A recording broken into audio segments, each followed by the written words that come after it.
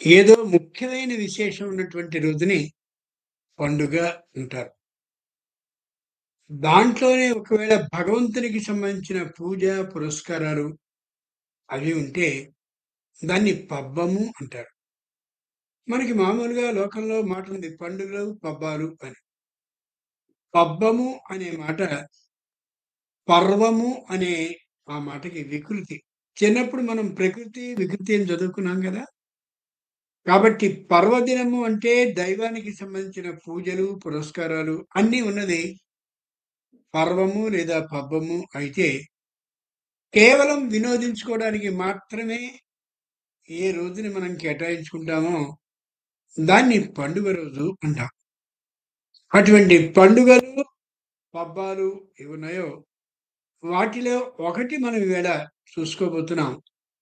ఈరోజు సఫల ఏకాదశి లేదా విమల ఏకాదశి. పైగా ఈరోజు గురువారం కూడా. అంచేత 3 విశేషాలున్నాయి.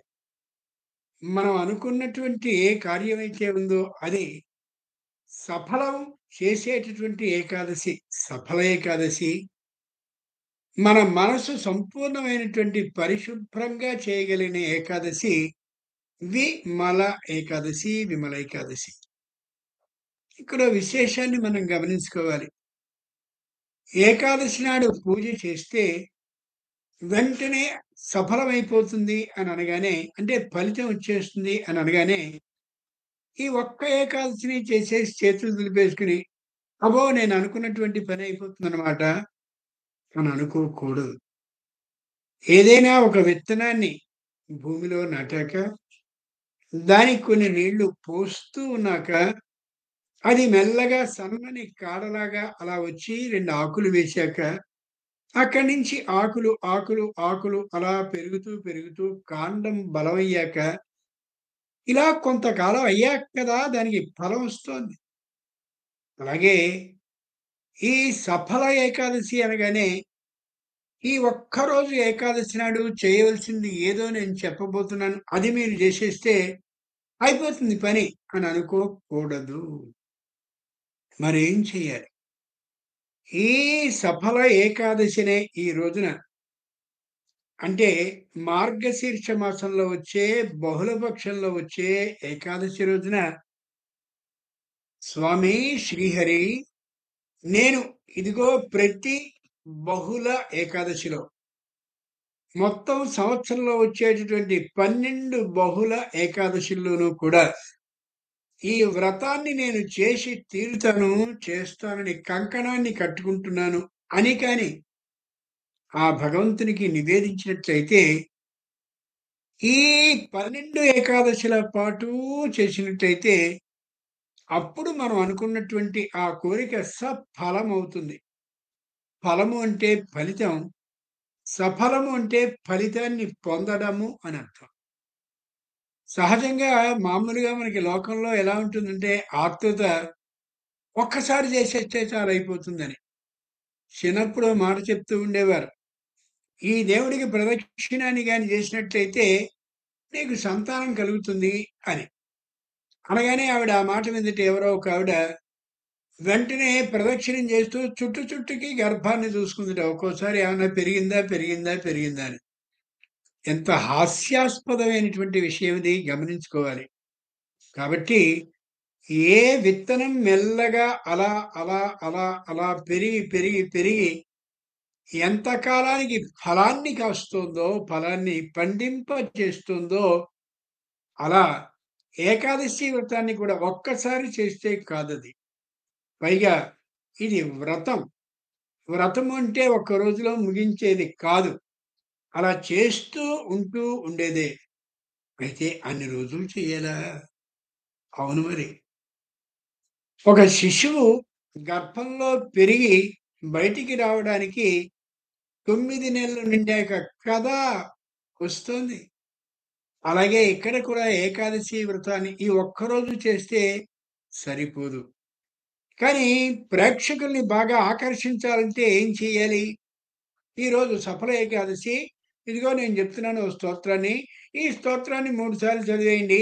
మీ కార్యాలన్నీ సఫలమైపోతాయంటే మీకు నచ్చినంతగా ఉన్నది ఉన్నట్టుగా చెప్తే నచ్చదు.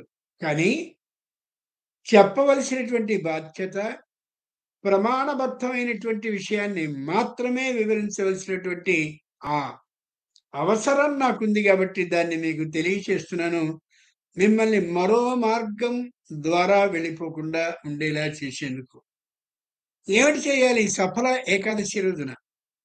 బాగా గుర్తుంచుకోండి. వ్రతము అని అనగానే అమాంతంగా ఏ నైవేద్యాలు పెట్టాలి? ఏ ఏ వస్తు ద్రవ్యాలు తేవాలి? గోడలన్నిటిని ఎలా పూలతో అలంకరించాలి? ఎన్ని తమలపాకులు, ఏమేమి ఈ ధోరణిలో మనం సాగిపోతాం. భగవంతుడెప్పుడూ కూడా వస్తు ద్రవ్యాలని ఆశించేవాడు కాదు. ఆయన ఆలోచించేది తన గురించినటువంటి ధ్యానాన్ని ఎంతసేపు చేశావు అనేదే. ధ్యానము అనేటటువంటి మాటకి ధ్యై చింతాయాం అనే ధాతువు మీద వస్తుంది ధ్యానం. కాబట్టి భగవంతుడిని గురించి చింతించడం అంటే ఆలోచించడం అని అర్థం. ఆ కారణంగా భగవంతుడిని ఎంతసేపు మనం ధ్యానించామనే దాని మీద ఉంటుంది తప్ప వస్తు ద్రవ్యాల మీద ఆలోచన వద్దు. అలా అని చెప్పి కొబ్బరికాయలు తేవద్దా, పువ్వులు తేవద్దా, పళ్ళను ఉంచొద్దా, నైవేద్యాలు పెట్టొద్దా? అది కాదు. అది ప్రధానమైనటువంటి విషయం కాదు. అది తరువాతిది అప్రధానమైంది. ప్రధానమైనది మాత్రం శ్రీహరిని గురించినటువంటి ధ్యానాన్ని చేయడం. ఈవేళ ఏకాదశి. ఏక అంటే 1, దశ అంటే 10.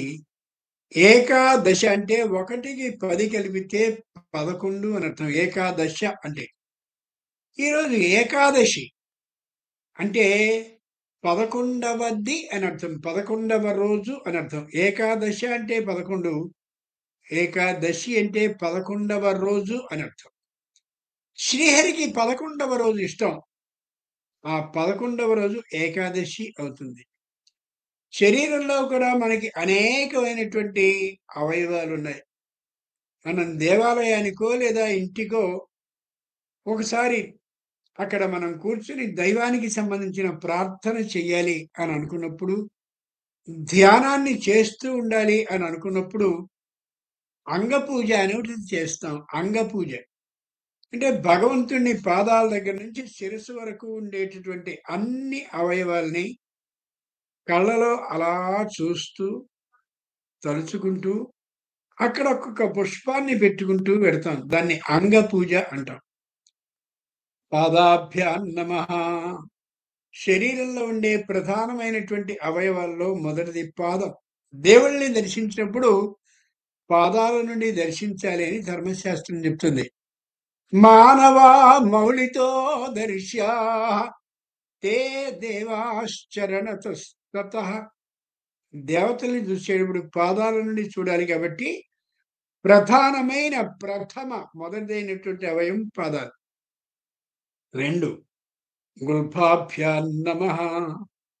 ఓ స్వామి నీ చీలమండలికి నమస్కారం అని అదిగో ఆ చీలమండలింటికి నమస్కరిస్తాం. శీలమండలు అంటారు, చీలమండలు అని అనడం సరైనటువంటి మాట. ఇది 2వ అవయవం. 3వది జంఘే పూజయామి. నీ పిక్కలని పూజిస్తున్నాను స్వామి అంటామే, ఆ పిక్కలు 3వదైనటువంటి అవయవం. ఆ పైకి వెళ్తే జానుని పూజయామి. ఈ మోకాళ్ళు రెంటికి పూజని చేస్తున్నాను అని ఆ 2 పువ్వులని ఇందాక పాదాల మీద ఉంచినట్టుగా, అలాగే చీలమండల మీద 2 పువ్వుల్ని అలా సమర్పించినట్టుగా, ఇప్పుడు పిక్కలకి 2 వేసినట్లుగా జానుని పూజయామి. 2 మోకాళ్ళ మీద 2 పుష్పాలని ఉంచుతాం. ఈ పిక్కలని పూజించిన తర్వాత ఊరుభ్యాం నమః. 4వది ఊరు, ఆయన తొడల భాగాలకి నమస్కారం. ఎందుకని? మొత్తం ఈ అమోఘమైనటువంటి 14 భువనాలు ఏవైతే ఉన్నాయో అన్నిటినీ కూడా మోసేటటువంటి శక్తితో బలంగా ఉన్నటువంటిది ఈ ఊరువులు, తొడలు కాబట్టి. ఇప్పటికి పాదాలు, చీలమండలు, పిక్కలు, అదిగో మోకాళ్ళు. ఐదవది ఊరువులు తొడలు అయ్యాయి. ఆ తర్వాత 6 కటింపు జేయామి. ఈ తొడలని పైనున్నటువంటి శరీరాన్ని కలిపేటటువంటి భాగాన్ని కటి అంటారు. ఈ కటి 6వదయింది. తర్వాత 7వది ఉదరం పూజయామి. 7వది ఉదరం అంటే బొజ్జ భాగం. దానిలో పడ్డటువంటి ఆహారం కారణంగానే ఈవేళ మనం చక్కనైనటువంటి చైతన్యంతో నడవగలుగుతున్నాం, తిరగగలుగుతున్నాం. ఈరోజు పూజలు చేయబోతున్నాం, ధ్యానించగలుగుతున్నాం కూడా. 7వదైన తర్వాత పైన వక్షస్థలం. ఇది వక్షస్థలం అంటాం. ఇదిగో ఇది 7వ భాగం. ఈ వక్షస్థలంలోనే దైవ మందిరం స్పష్టంగా ఉంటుంది ఎవరి శరీరంలో వాళ్ళకి. ఆ తర్వాత కంఠం పూజయామి. ఇది 8వ స్థానం కంఠం. దైవాన్ని స్తుతించేందుకు ఏది పలకాలన్నా, ఏ నామాన్ని ఉచ్చరించాలన్నా ఇదిగో ఈ కంఠం అవసరం కాబట్టి ఇదిగో ఇది 9వ స్థానమే.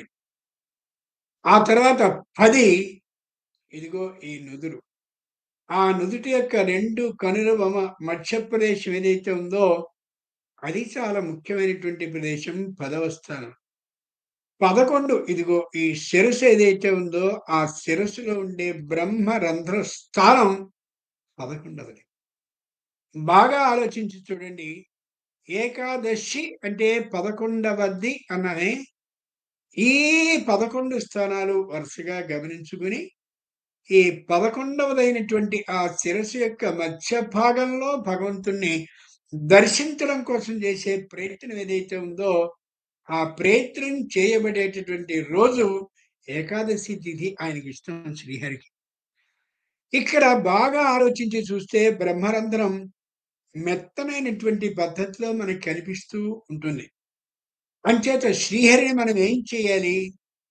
ఆ బ్రహ్మ రంధ్ర స్థానంలో శ్రీహరిని ఉన్నాడు అనేటటువంటి ఆలోచనని కలిగి ఉండి ఆయన్ని పూజించినట్లయితే తప్పక ఫలితం సఫలం అవుతుంది. అంటే ఏం చేయాలి? మనం మామూలుగా కూర్చుని కళ్ళు 2 మూసుకుని ఏమాత్రపు మానసికమైనటువంటి చలనము, శారీరకమైన చలనము అంటే కదలడం శరీరపరంగా, మనసు పరంగా కూడా ఎటు పారిపోకుండా గట్టిగా కట్టివేసి ఆ శ్రీ మహావిష్ణువు నిలబడ్డటువంటి అమోఘమైన రూపాన్ని దర్శిస్తూ, ఓ మహావిష్ణువు నీ పాదాల మీద 2 పుష్పాలను ఉంచుతున్నానయ్యా అని ఆ సుకుమారమైనటువంటి పాదాలు రెంటి మీద 2 పుష్పాలను ఉంచాలి. పాదౌ పూజయామి. కళ్ళలోనే చూసుకోండి. అయిపోయిన తర్వాత గుల్ఫౌ పూజయామి.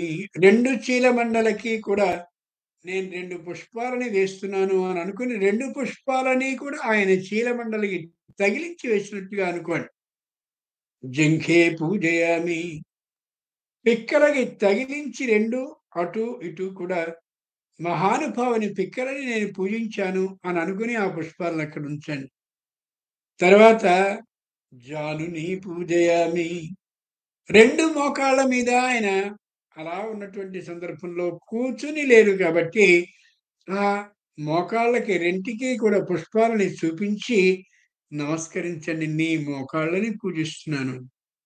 ఊరు పూజయామి. 5వది 2 తొడల మీద కూడా ఆ పుష్పాలను ఆయన కూర్చుని లేరు కాబట్టి సమర్పించలేం కాబట్టి ఆ తొడల భాగానికి 2 పుష్పాలని అలా స్పృశింపజేసి తగిలించి అలా చూపించి ఆ పాత్ర మీద వేసేయండి. అయ్యింది. అక్కడి దాకా చేశాం. ఆ తర్వాత కటిం పూజయామి. 6వది కటి. అంటే చెప్పుకున్నాం కదా ఈ తొడలని ఈ పై శరీరాన్ని బిగించేటటువంటి ప్రదేశం ఏదైతే ఉందో అది కటి. ఆ తర్వాత 7 పైన ఉదరం పూజయామి. మహానుభావ సర్వలోకాలని కూడా ఏ నీ ఉదరంలో దాచి ఉంచుకున్నావో అంచేతనే నువ్వు వాసుదేవుడు అని పిలువబడ్డావో మొత్తం ప్రపంచాన్ని అంతటినీ కూడా వసతి వాసయతి నీలో ఉంచుకునేలాగా నీలో సుఖంగా అవి ఉండేలాగా చేసుకుంటున్నావో అంతటి గొప్పదైన ఉదరాన్ని పూజిస్తున్నాను అని ఆ ఉదర భాగానికి పుష్పాన్ని అలా చూపించి పాదాల మీద పెట్టేయండి. ఉదరం అయిన తర్వాత వెంటనే వక్షస్థలం. ఏ లక్ష్మీదేవి అతి పవిత్రంగా తానే స్వయంగా కూర్చోవడానికి నిర్ణయించుకుని ఆవిడ ఈ వక్షస్థలం మీద కుడివైపుని నీకుంటూ ఉంటుందో అదిగో ఆ వక్షస్థలానికి నమస్కరిస్తున్నాను అని లక్ష్మీ నారాయణులు ఇరువురు ఉన్నట్టుగా భావించుకుని ఓ పుష్పాన్ని సమర్పించండి, ఎంత గొప్పగా ఉంటుంది. ఆ తర్వాత 9 కంఠం పూజయామి. స్వామి నిన్ను పూజించాలన్నా, వేద మంత్రాలని గానం చేయాలన్నా, ఓ శ్లోకాన్ని గాని, పద్యాన్ని గాని, కీర్తనని గాని, పాటని గాని ఏదైనా సరే నాకు వచ్చినటువంటి దాన్ని పలకాలి అంటే ఏ కంఠం నాకు ఆధారం అవుతుందో అదిగో అటువంటి ఆ కంఠాన్ని నువ్వు ఇచ్చిన నీ కంఠానికి పూజని చేస్తున్నాను అని ఒక పుష్పాన్ని కంఠభాగం దగ్గర ఉంచి పాదాల మీద వేయండి. ఇక్కడికి 9, 10 ఈ నుదురు. 2 కనుబొమ్మల మధ్య ప్రదేశంలో 3 నాడు ఉంటాయి. కుడివైపు ఉండేటటువంటి ఆ ముకురంధ్రానికి సంబంధించిన నాడి ఏదైతే ఉందో అది పింగళ. ఎడమ వైపు ఉన్నటువంటి నాడి అది ఎడ.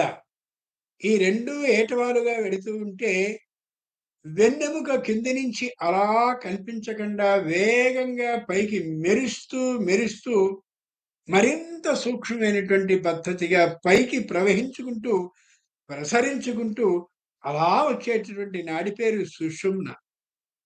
ఇదిగో ఈ 3 నాడులు కలిసేటటువంటి చోటు ఇది కాబట్టే, అంటే 2 కనుబొమ్మల మధ్య ప్రదేశం కాబట్టే దీన్ని త్రివేణి సంగమ స్థానం అన్నారు. ఇది 10వది. ఈ 10 దాటిన తర్వాత ఏ శిరస్సు ఉందో అది ఆ శిరస్సులోని బ్రహ్మరంధ్ర స్థానం ఉందో అది 11వది. నుదుటికి కూడా పుష్పాన్ని అలా చూపించి పాదాల మీద విడిచి ఆ బ్రహ్మరంధ్ర స్థానం పరమేశ్వరుడు శ్రీహరిది ఎక్కడైతే ఉందో అక్కడ పుష్పాన్ని మనం ఉంచినట్టయితే అది ఏకాదశికి సంబంధించినటువంటి మనం చేసే అర్చన అవుతుంది. ఒక్కటి ఆలోచించండి, ఏకాదశి నాడు ఏం చెయ్యాలి అని కదా అందరూ అనుకునేది. శ్రీ విష్ణు సహస్రనామాన్ని తీసుకోండి. తీసుకుని 2 పాదాలకి ఆ పుష్పాన్ని దైవానికి సమర్పించే సమయంలో శ్రీ విష్ణు సహస్రనామం మొత్తాన్ని చదవండి. 2 పువ్వుల్ని పెట్టండి. అలాగే 2 చీలమండల మీద పుష్పాలను పెట్టేటటువంటి సందర్భానికి ముందు అదిగో శ్రీ విష్ణు సహస్రనామాన్ని చదవండి. ఆ తర్వాత పిక్కలు రెంటిని పూజించేందుకు ముందు 2 పుష్పాలని స్వామి యొక్క ఆ పిక్కలకి విష్ణు సహస్రనామాన్ని చదివిన తర్వాత పెట్టండి. ఇలా 11వదైనటువంటి బ్రహ్మ రంధ్ర స్థానం ఏ శిరస్సులో ఉందో అక్కడ పుష్పాన్ని సమర్పించబోయే నాటికి 11 సార్లు శ్రీ మహావిష్ణు సహస్రనామ పారాయణం పూర్తి కావాలి. అప్పుడు పరమేశ్వరుడికి సంబంధించిన, పరమేశ్వరుడికి ప్రీతికరమైన గోక్షీరం అంటే ఆవు పాలతో చేసినటువంటి పరమాన్నం ఏదైతే ఉందో దాన్ని మీరు పాయసం అనండి లేదా పరమాన్నం అనండి, ఏదైనా సరే దాన్ని లక్ష్మీనారాయణ ఇరువురికి అలా ప్రసాదంగా నైవేద్యాన్ని గాని పెట్టినట్టయితే స్వామి యొక్క ప్రసాదం మనకి లభిస్తుంది. ప్రసాదము అంటే వస్తు ద్రవ్యం అని అర్థం కాదు, అనుగ్రహము అని అర్థం. అబ్బో 11 సార్లు శ్రీ మహావిష్ణు సహస్రనామాన్ని చదవాలా? అంత మా వల్ల ఏ పని కాదు. వృత్తి ఉద్యోగ వ్యాపారాల్లో చాలా చాలా మంచి ఒత్తిడితో ఉంటాం అని అంటారా? ఒక్క మాట. మనకి ఫలితం సఫలం కావాలా? అనుకున్నటువంటి కోరిక తీరాలా? అది కూడా నెలలో ఒక్కరోజు మనం చేస్తున్నామా? బహుళ ఏకాదశి అంటే పూర్ణిమ వెళ్ళిన తర్వాత వచ్చే 11వ రోజున మనం చేస్తున్నామా? ఆ ఒక్క రోజున కూడా 11 మార్లు ఈ విష్ణు సహస్రనామాన్ని చదివేటటువంటి ఓపిక, తీరుబడి లేకపోయినట్టయితే నువ్వు అనుకున్నటువంటి సంతానం కలగడము, పిల్లకి మంచి సంబంధం రావడము, లేక నీకే ఉద్యోగం రావడము, కుటుంబంలో కష్టాలు తీరడమో ఇవన్నీ సాగిపోవాలా? ఆలోచించు ఒక్కసారి. మనం చేసేటటువంటి ప్రయత్నాన్ని బట్టి కదా ఫలితం అనేది లభిస్తుంది. అంచేత కొద్దిగా శ్రమ పడదాం ఆ ఒక్క రోజుకి మాత్రమే. మరి మాకు నోటికి రాదు, కంఠస్థం కాలేదు, కంఠంలో అలా నిలబడి ఉండిపోలేదు. మరి మేమెలా చదవగలం? పుస్తకం చూసుకుంటూ చదవాలి గదా! అనుకుంటాం. మీరే మీ గొంతుతోనే ఏమాత్రపు అక్షర దోషము లేకుండా ఉండేలా మీరొక్కసారి ఆ పారాయణాన్ని మీ రికార్డుల్లోనో, మరో చోటో చేసుకొని, మీ గొంతుతోనే మీరు స్వయంగా శ్రీ విష్ణు సహస్రనామాన్ని అక్కడ పెట్టుకోండి. పెట్టుకున్నట్లయితే అదే మీ గొంతు మీకు వినిపిస్తూ ఉంటే, మీకు కంఠస్థం కంఠంలోకి వెళ్ళిపోతుంది. కంఠంలో నిలబడిపోతుంది. ఎప్పుడు, ఎక్కడ, ఎలా మీరు ప్రయాణం చేస్తున్నప్పటికీ కూడా ఖచ్చితంగా మీకు చెవుల్లో వినిపిస్తూ ఉంటుంది మీ గొంతు. అది విష్ణు సహస్రనామం ఒంట పట్టడం అంటే, ఒంటిలో పట్టడము అంటే అదే. అలా శరీరం నిండుగా ఉండే సర్వ నాడులలోనూ శ్రీ విష్ణు సహస్రనామాలు అలా నిరంతరం సముద్రంలోని కెరటాల్లా తరంగితం అవుతూ ఉంటే అది మహావిష్ణువుకి ఇష్టం. అప్పుడు శరీరం విష్ణుమయం అవుతుంది. అంటే విష్ణు సహస్రనామ స్తోత్రం ద్వారా విష్ణుమయం అయిపోతుంది. అలా ఉన్నప్పుడు కార్యం సఫలం ఎందుకు కాదు? అయి తీరుతుంది. అలా కాక 11 సార్లు విష్ణు సహస్రనామాన్ని చదువుతున్నాం కాబట్టి 11 నివేదనలు చేద్దాం అని గాని ఆలోచించుకున్నట్లయితే మన బతుకు మొత్తం వంటింట్లో తెల్లారిపోతుంది. పైగా ఇది రుచిగా ఉందా? లేదా? అని పక్క వాళ్ళని అడగడం, వాళ్ళు కూడా వచ్చి రుచిగానే ఉంది, అది లేదు, ఇది లేదు అనడంతోటి ముఖ్యమైనటువంటి దైవ పూజ కాస్త ఈ కబుర్లతో అయిపోతుంది. విష్ణు సహస్రనామాన్ని చదవడానికి 25 నిమిషాలు పడుతుంది గదా! 11, 25 నిమిషాల పాటు చదవాలి అంటే అబ్బో! ఎంత కష్టం. నిజం. ఎప్పుడు ఏ పూజను చేసినా లౌకికమైన అవకాశం ఉన్నా స సరైనటువంటి సమయం కుదిరే విధానంగా అనుకోవడం ధర్మం. సరైనటువంటి విధానమే. అంచేత ఏం చేయాలి? ఉదరం వరకు ఉండేటటువంటి భాగానికి ఉదయకాలంలో చేయండి. అంటే ఒక ఐదో, ఆరో సార్లు మన బుద్ధి నిలబడ్డప్పుడు దైవం మీద అక్కడి దాకా చేసి ఆపండి. మళ్ళీ సాయంకాలంలో చూడండి. అక్కడి నుంచి ముగించండి. మొత్తం మీద రోజుకి 11 మార్లు శ్రీ విష్ణు సహస్రనామ స్తోత్రాన్ని పఠిస్తూ ఈ పుష్పాలని అలా నిలబడ్డటువంటి స్వామికి సమర్పిస్తూ ఉన్నట్టయితే స్వామి ఖచ్చితంగా అనుగ్రహిస్తాడు. మనకి అనుకున్నటువంటి కోరికని తీర్చేటటువంటి అవకాశాన్ని అనుకూలంగా చేసి తీరుతాడు. ఇలా ఒక్కసారి మాత్రమే కాదని బహుళపక్షంలో వచ్చేటటువంటి 11 ఏకాదశులు, ఈ ఏకాదశి కాకుండా 11 ఏకాదశులు గాని చేసినట్లయితే మొత్తం 12వ ఏకాదశి నాటికి సఫలమై తీరుతుంది. అంటే ఫలితం మనకి లభించి తీరుతుంది. ఇదేదో నేను గాలి పురాణాన్ని చెప్పడం లేదు.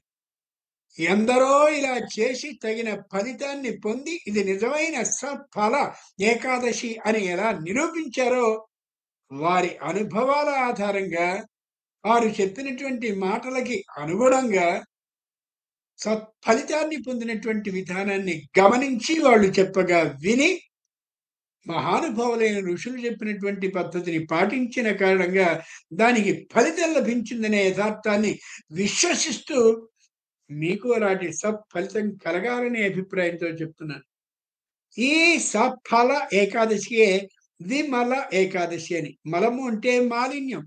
విమలం పూర్తిగా మాలిన్యాన్ని తొలగించుకోగలిగినటువంటి ఏకాదశి ఇదే. ఏమిటి అసలు? ఎందుకు మాలిన్యం మాలో ఉంది అని అనుకోవద్దు. పక్కింటి ఆవిడికి సంతానం కలిగింది. ఆ ఎదురింటి ఆవిడ కొడుక్కి ఉద్యోగం వచ్చింది. ఇదిగో ఈ వెనుకుండేటటువంటి ఆమె తన కూతురికి పెళ్లి చేయగలిగింది. నాకు ఏ విధమైనటువంటి కలుసుబాటు లేనే లేకుండా ఉన్నాను. ఇది మాలిన్యం అంటే.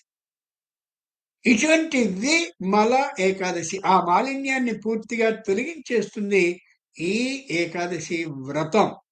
ఇలా మొత్తం చేసినట్టయితే 12 మాసాల్లోనూ పూర్ణిమ వెళ్ళిన తర్వాత వచ్చే 11వ రోజున అమావాస్యకి వెనుక వచ్చేటటువంటి ఇదిగో ఈ 4వ రోజున చేస్తే అమోఘమైన ఫలితాన్ని పొందగలరు. అలా మీరందరూ పొందాలని, ప్రేక్షకులైన మీ అందరి యొక్క శరీరాలు విష్ణుమయం కావాలని ఆ శ్రీహరిని ప్రార్థిస్తూ ఇదిగో సెలవు తీసుకుంటున్నాను. స్వస్తి.